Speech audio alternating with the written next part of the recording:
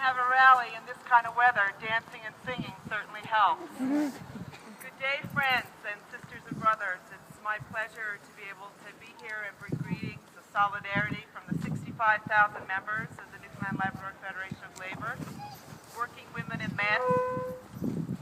You got it going on? In every sector of our economy and every community of Newfoundland and Labrador.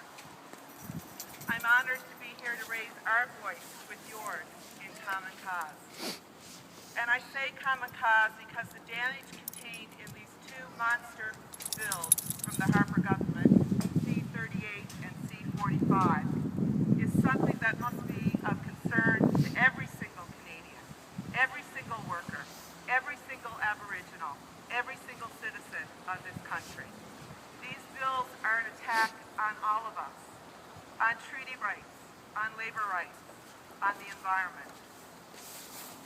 They have far-reaching consequences for all of us. As Webb Canoe wrote recently, this is not just an Indian thing.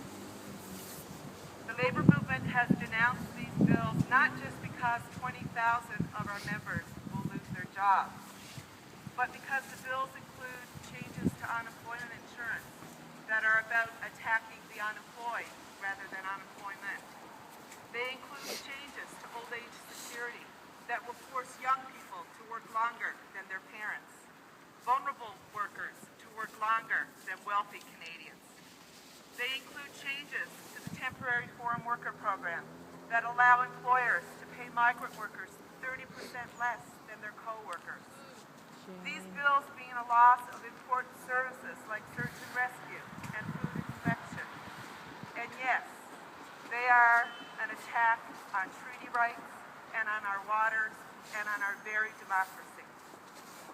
These are just some of the reasons why we must be united in common cause. And I want to thank the Idle No More movement for being such an incredible spark across this country, a spark of resistance. We can't change things in Canada with our silence. Sometimes that means we will be the subject of ridicule. And sometimes something nastier than ridicule. But it is during these times when our resolve is tested the most, when we may doubt whether our actions are having any impact, when we lose faith in our neighbors.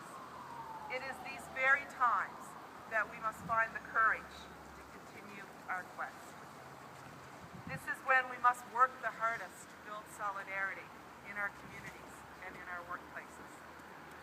One thing I know from being a labor activist for so many years is that solidarity is not always easy to build, but it is worth every single drop of sweat to build it. It is solidarity among nations and among movements that will in the end win the day. Because our common cause, I believe, is a country where labor rights, where treaty rights are truly respected, where our environment is protected to the next generations, where women's rights and democratic rights are promoted, not eroded, and where today's generation is not part of selling out the next one. Together, the Idle No More movement, the labor movement, the student movement, the environmental movement can be part of a bigger social movement of change. We can together and in solidarity ensure that this country is everything we want it to be. Idle No More, solidarity.